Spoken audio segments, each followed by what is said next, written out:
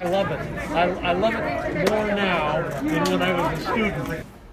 David Letterman back on Ball State's campus today. NewsLink Indiana got an exclusive interview. Students have a climate survey in their email. NewsLink Indiana's multicultural reporter Rebecca Rosado dives into what that survey really means for students. Opening this Valentine's Day, an axe-throwing business right here in Muncie. And I'll be tracking our next precipitation chances for Thursday and Friday. Delaware County's only live television newscast from Ball State University's Unified Media Newsroom. You're watching NewsLink Indiana. Good evening and thanks for being with us. I'm Anna Chalker. And I'm Grace Mankowski. Ball State alum David Letterman made more than just an appearance today on campus. The former talk show host's racing team is donating scholarship money for Ball State's esports program. NewsLink Indiana's Joey Moore was at the dedication today, and Joey, you actually had the chance to talk with him for a bit? Yeah, I got to do an interview with him, and all he wanted to talk about was just how much he loves Ball State and coming back here and seeing all the changes to campus and interacting with the students. An exciting announcement coming today for both Ball State and Rahal Letterman Lanigan, a racing team co-owned by David Letterman. Members of RLL, President Burns, Paige Turner, and esports director Dan Marino announcing at an event in the esports lab today that RLL will be partnering with Ball State to bring scholarships to students involved in esports.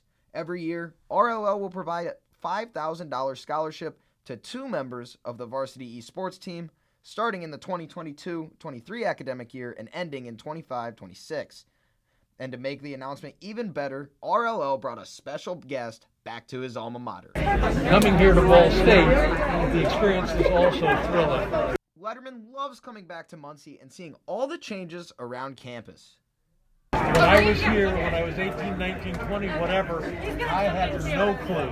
But when you come here, the environment is different, the activity is different, the enthusiasm is different, the scope of the educational possibilities is so much different. I find it exhilarating, personally. And to make the event even more fun, David Letterman also bringing 2 of his drivers along with him, Jack Harvey and Christian Lundgaard, to compete in the IndyCar Motorsport Games Pro Challenge right from the Ball State Esports Lab after the big announcement. In Muncie, Joey Moore, NewsLink Indiana. So obviously I was fortunate enough to get to talk to him today, but did you guys get the chance to meet him? You know, I did run by the esports lab earlier today and I was able to see inside. I got a quick look, but I know that there was a big crowd out there today. I think I win because I not only got to take a picture with him, I got this shirt, and he signed the shirt. And actually a lot of people from NewsLink got the same shirt. Go ahead and take a look at everyone that we got to see. We all got to talk with him. We all got to interact with him. A lot of us stood out there for a couple hours to have this opportunity while you were in there filming and watching all of that. Yeah, it was just a really cool experience. I saw a huge group of all you guys out there while I'm in there, and I'm like, are they here this whole time? Yeah, we were there for quite some time, but it was pretty awesome to say the least to be out there. Yeah, definitely a big memory for everyone today for sure. Yeah, it was such a great chance to be able to meet him. It really was. Joey, thank you. And speaking of esports, the NBA 2K League is relocating its in-person competition to Indianapolis, leaving behind the New York City studio that had been its primary home since launching 5 years ago. Much of the league's early action was hosted at a 115-seat venue in Long Island City, with occasional tournaments in other cities. For the last 2 years, the league did remote play and will continue with some remote competitions, but will also host teams as its new NBA 2K League studio at the Pavilion at Pan Am beginning April 20th. And as part of Ball State University's comprehensive strategic plan, the Office of Inclusive Excellence is actively trying to understand the culture of campus. NewsLink Indiana's Rebecca Rosado joins us to share their new plan. Anna, Grace, good evening. Thank you for having me. On Monday, the Office of Inclusive Excellence launched a campus-wide survey named the Campus and Climate Culture Survey. I spoke with the Interim Vice President for Inclusive Excellence, Melinda Messino, to find out what this means for students. 2018, Ball State has been devoted to creating an inclusive campus for all. With the creation of the survey, the Office of Inclusive Excellence is hoping to understand where change is needed. One of the reasons why we really encourage students to participate in the survey is that it will help us focus our efforts and potentially identify places where investment of resources would have the biggest impact. Messinio says the survey will give students an opportunity for their voices to be heard. Gives them an opportunity to talk about if they could choose how to prioritize decisions and initiatives on campus, what would they hope the campus prioritize? For Marissa Lockhart, who's been at Ball State for 6 years, she's seen all sides. This is why she emphasizes the importance of student engagement. This is an opportunity for us, especially the students of color or students that fit into the diversity umbrella or that have marginalized identities, to really get their voice heard. Already, changes are happening. We were recently able to add pronoun options in banners. And with that, Lockhart says the power of numbers will help them make a difference. If one person, can say something that really sticks out and everyone's saying it, then it's going to be more backing for why we need to make certain changes or do certain things. Now, Messino says students can expect to see results by fall of 2022, but the survey is open until February of 28th. All right, great. Thank you, Rebecca. And transitioning to weather a little bit for today, I know that the temperatures are a bit on the warmer side, that snow's melting, we're getting a little bit of slush out there. Rachel, what can you tell us about that? Yeah, right now it is pretty warm, so that does explain why that snow melted like you said. We actually saw a high yesterday of 40 degrees, saw a high today of 46 degrees, so we are sitting a little bit warmer than our average for this time of year. Now taking a look at our current temperatures, we're still sitting pretty mild through our areas, not quite as warm as our highs yesterday and today, but we're 39 degrees here in Muncie, 40 degrees in Shelbyville, 37 degrees down in Bloomington, so we're still sitting pretty warm throughout our surrounding areas right now. Now taking a look at our current radar, we do see some weather activity moving off to the east with some cloud cover, and I'll tell you more about that in my full forecast. All right, Rachel, thank you. And now a new business is coming to Muncie. One that could have you throwing an axe. NewsLink Indiana's Avery Johnson is live in the newsroom with us tonight for an inside look. Avery? Thank you, Anna and Grace. If you're looking to switch your Valentine's Day traditions up this year, this unique business might be just what you're looking for. I met with the owners to learn a bit more about the big opening and what they hope to bring to the community. Welcome to Mad Axe, the first axe throwing facility located in downtown Muncie. We all kind of came to the conclusion that this would be great for Muncie to have, so we just kind of ran with it from there, and it kind of all snowballed from that point. Nate Carroll is one of 3 owners of Mad Axe. Most owners are found behind the scenes. However, Carroll enjoys hands-on interaction with his customers, going as far as showing me how it's done. Oh, got it! That's so fun!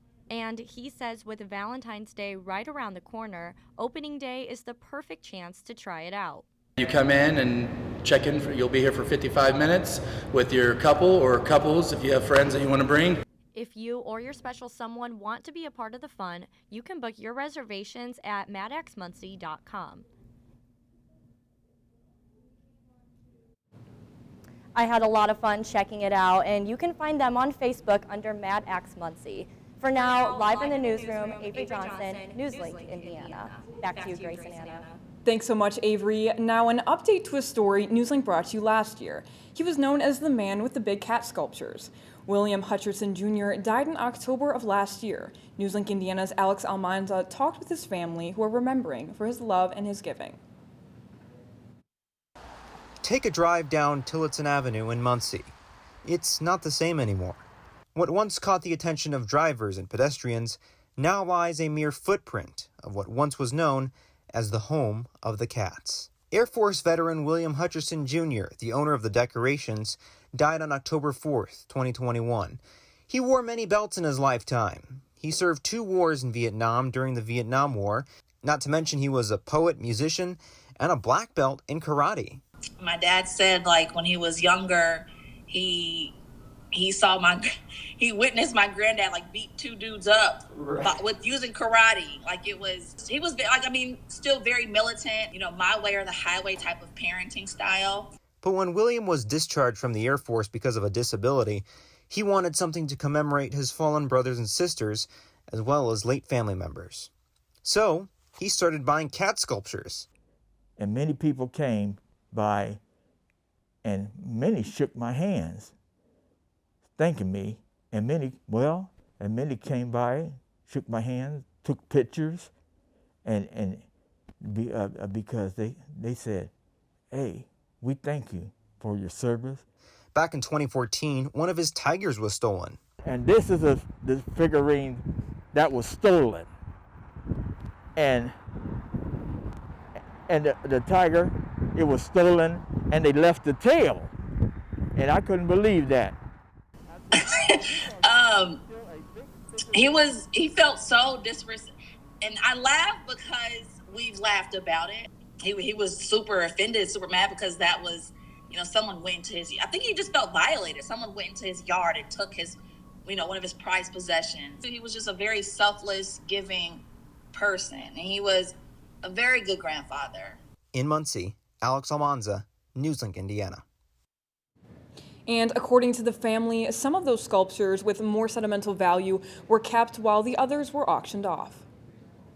Another subpoena in the January 6th insurrection investigation. And Tesla is in the hot seat. How the company is responding next.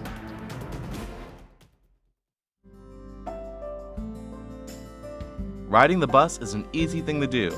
Last year, we carried 60,000 riders from the Ball State area. 50,000 of those were students.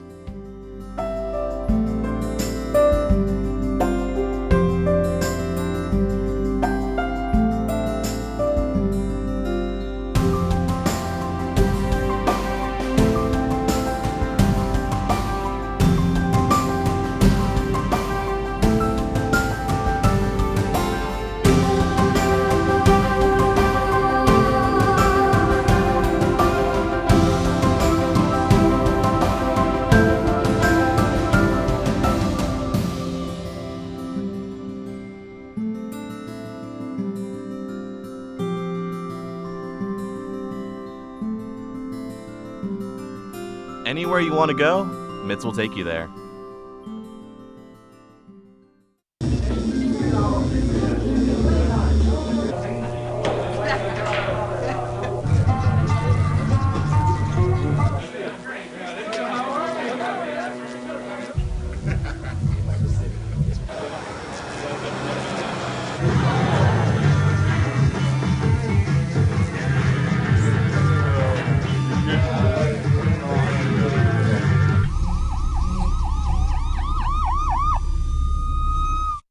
So, I just moved in with his family, and it's embarrassing. The little one, he likes to go outside and crawl around in the giant litter box. I don't know what he's doing. I mean, I was born and I knew how to use the litter box. Look at that! That's disgusting! Oh, poop already! You're making me nervous.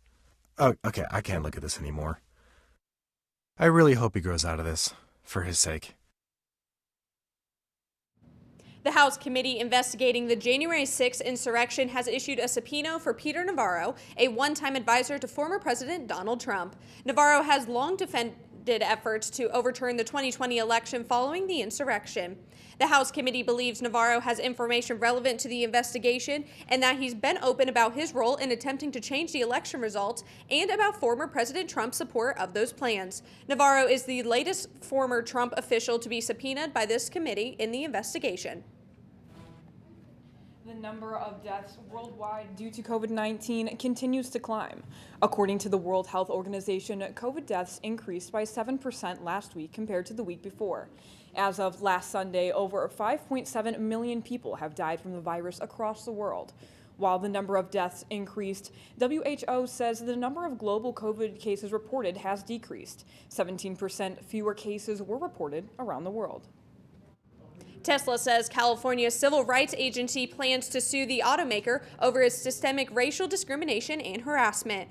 According to Tesla's blog post today, the state's Department of Fair Employment and Housing plans to sue the company due to misconduct allegations at its Fremont factory that took place between 2015 and 2019. The automaker says it strongly opposes all forms of discrimination and harassment, and it disciplines and terminates employees who are engaging in the misconduct. The lawsuit has not yet been filed, but the DFEH has not responded to Tesla's claims. Still, it says once a lawsuit is filed, the company will ask the court to pause the case. And let's look over to Rachel for one look at weather. Yeah, we're gonna see that high. We saw 46 degrees today. I'll be tracking how warm it will get in my full forecast later on in the show.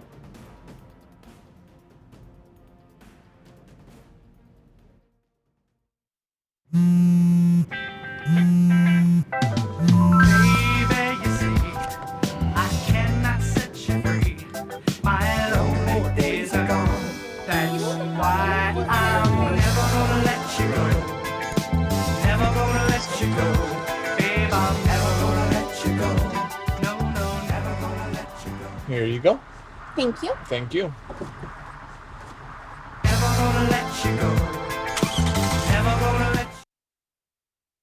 I think it's just vapor with flavor. It won't hurt my kid like cigarettes, right? Vaping is safer than smoking, isn't it? There's really not even that much nicotine in them, right? My kid? My kid knows it's dangerous. Get your head out of the cloud. Today, nearly 8,000 kids will start vaping, maybe even yours. Learn about the dangers at talkaboutvaping.org. Emotes say a lot, but they can't say it all. Think your guildmate is struggling? Try these dialogue options.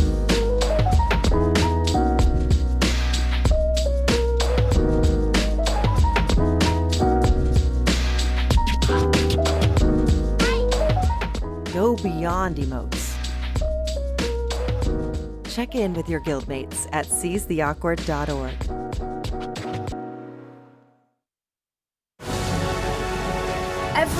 Every day, millions of people are connecting and even though we're overcoming obstacles, watching each other's backs, and banding together. we should still make an effort. We should still make an effort to get to know each other on a deeper level. Father, cosplayer, mentor, actor. It's time we take a step forward. It's time we take a step forward. Come together and discover how accepting our differences can make us stronger. Welcome back. The time is now at 9:17 and you're taking a live look at campus.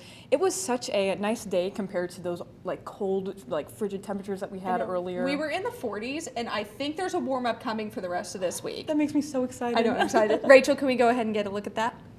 Yeah, we are seeing cold temperatures right now and we'll see a warm up, but unfortunately we're going to cool back down and I'll be tracking that later on in my full forecast. But today we did reach a high of 46 degrees, yesterday 40 degrees. Today's high is actually 8 degrees above our average of 38 degrees around this time of year. Now taking a look at our current temperatures, we're still sitting mild for this time of year right now. 39 degrees here in Muncie, 37 degrees in Indianapolis, sitting up to 41 degrees over there in St. Louis. So right now we're still sitting with warm temperatures, but we'll be seeing those colder temperatures move into the area later on tomorrow. Taking a look at our current radar, we're seeing a lot of that activity move off to the east. Some scattered showers moving through our counties here, but like I said, most of that's moving off to the east of our areas for right now. Zooming out, we can take a look at these two cold fronts. One of these cold fronts already passed through the area earlier today, but this cold front behind is in Chicago right now. That cold front will be affecting us tomorrow with those colder temperatures. Taking a look at tonight, temperatures won't drop down too much. We'll see a temperature of 33 degrees by 5 a.m., so staying just above freezing for our night tonight. See a low of 29 degrees. Winds stay out of the west at 10 to 15 miles per hour. Isolated showers in the early overnight hours tonight. That rainfall won't be much in terms of accumulation, but if you are going out tonight, be sure to take an umbrella just in case there is rain. Taking a look at tomorrow, we are tracking some possible snow flurries starting at 12 p.m., temperature of 30 degrees. At 5 p.m., we'll see 31 degrees. Those snow chances staying around. Winds stay out of the west at 10 to 15 miles per hour. Now, we will be tracking a bigger system that will move into the area by Friday. But taking a look here at this system for Thursday, seeing those small chances for snow as we move throughout the day Thursday. By the time we get into Friday morning, we will see that snow move into the area here by 7 a.m. When we move into the early afternoon hours of Friday, we do see that snow transition into rain, and that will last throughout the day Friday with some scattered rain chances for the day Friday, leaving us with some clouds in the area. Now taking a look at our wind gusts that will be associated with this system on Friday, possible gusts up to 18 miles per hour here in Muncie, but getting greater as we move throughout the early morning hours of Friday, possible gusts up to 32 miles per hour here in Muncie, and greater totals in our surrounding areas in Illinois and Ohio as well. And moving throughout the day Friday, though, we will see those wind totals become lower as we move throughout the day Friday as that system moves out of the area. Taking a look at our mid 7-day forecast, though, we do see that high of 40 degrees for Friday with that chance of rain and snow. Colder temperatures for Saturday and Sunday. By the time we reach Valentine's Day and next week, we do see some more sunshine. So I'm really enjoying these warm temperatures, but I think it's going to get colder in the weekend, so sad to see At least that. there's some sunshine. That's all true. that we can hope for. Can't worry about the past, can't worry about the future, just gotta enjoy the present. And even though the groundhog said we have 6 more weeks of winter, I'm hoping he means we get a little bit of a warm up to come up for this. I agree. Rachel, thank you. And Phil, what do we have going on in sports tonight? Well, guys, one Ball State team seeing the light at the end of the tunnel of ranked opponents and other Cardinal athletes seeing bright this week out. Find out who next in sports. Here's your sandwich, miss. Oh, thank you. And your burger. Awesome, thank you. And your bowl of boiling water, sir.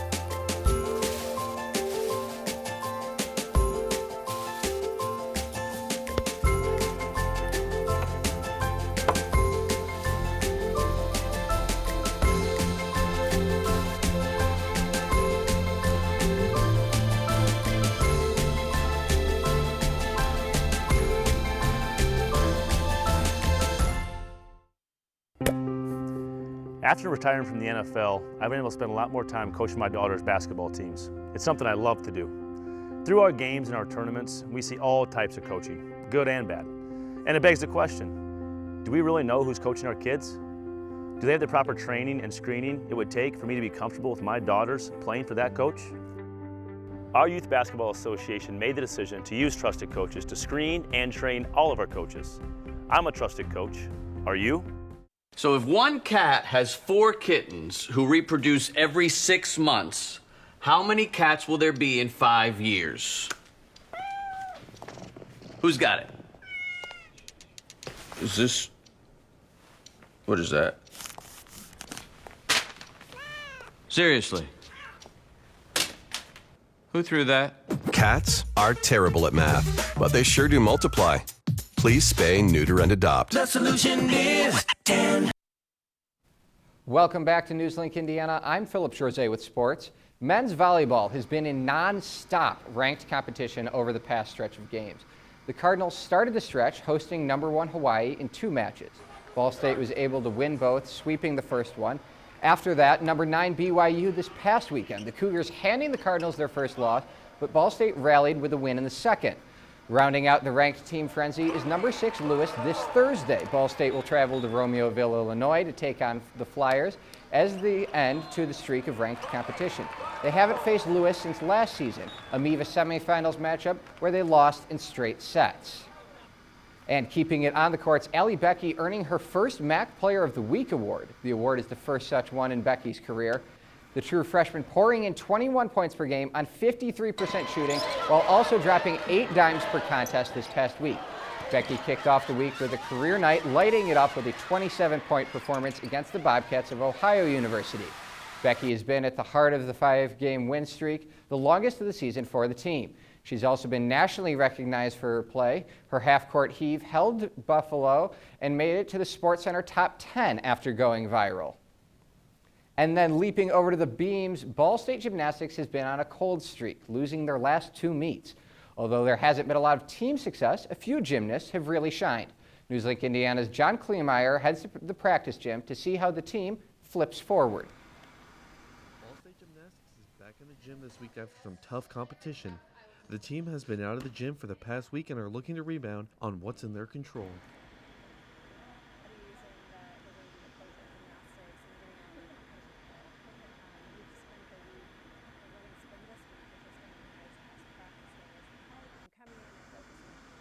The team has some stars beaming with talent. The sophomore duo of Suki Pfister and Hannah Ruthberg have been standouts.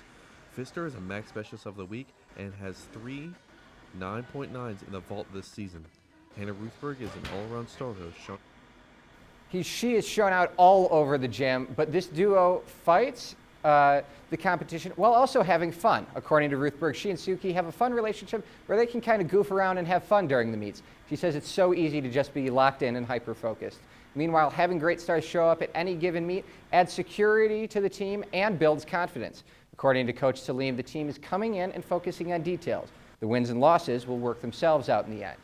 And now that Pfister, Ruthberg, and the rest of the team are back in the gym, it's time to find their footing heading towards the weekend. Salim also says that now they're starting to gain traction and they know what it's like. Knowledge and confidence that they've been here before, they know what competing's like. The team will face Bowling Green on Sunday at 1 p.m. at Worthen. The Cardinals will look to score high as they have all season at home. In their last meet in Worthen Arena, the squad broke the program beam record, which now set at 49.150. And let me tell you, 49.150, that's darn near perfect there on gymnastics. I can't even imagine what that would look like. I can't even balance on my own 2 feet. So I don't know how they do it, but it is pretty awesome that they do all that. Philip, thank you. And after the break, we'll tell you how one country star is making it free for some to work 9 to 5. Plus, we have a final look at weather.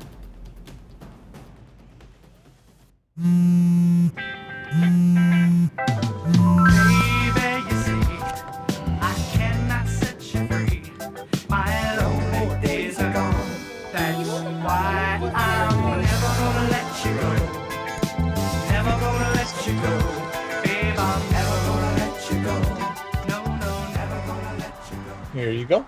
Thank you. Thank you. Never gonna let you go. Never gonna let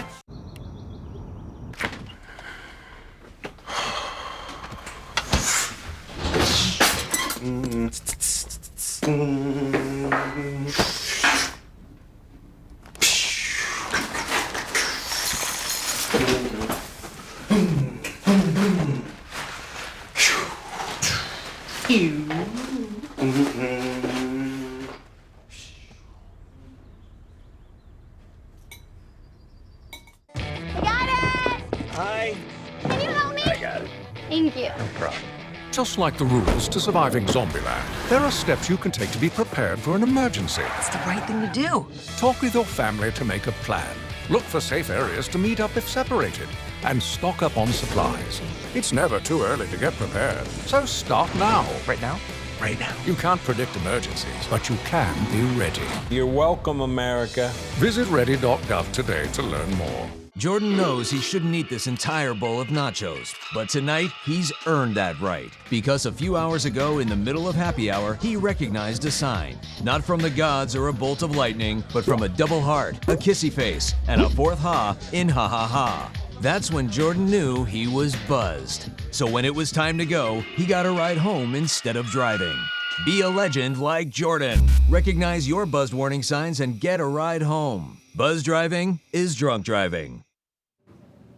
Dolly Parton's Dollywood is offering free tuition to its employees. The theme park and resort company says it will cover 100% of tuition, fees, and books for all seasonal, part-time, and full-time workers starting February 24th. The employee education program called Grow You was piloted by Hershen Enterprises, Dolly Parton's operating partner in Dollywood. Employees are eligible to enroll in the program on the first day of their event. And let's hope we can see some islands in the stream when this snow starts melting. Rachel, let's get one final check at weather. Yeah, I'm really hoping that snow does melt, but taking a look here, we do remain cold for Thursday, but as we move into the weekend, we will see some cloud cover return. By the time we reach Valentine's Day, though, we do see that high of 27 degrees. We also see some sunny skies as we return to next week with a possible warm-up. Rachel, thank you. And that's all tonight for NewsLink Indiana. Be sure to join us again tomorrow night at 9, streaming live on the NewsLink Indiana Facebook page. And for news anytime, anywhere, go to ballstatedaily.com. Have a great night.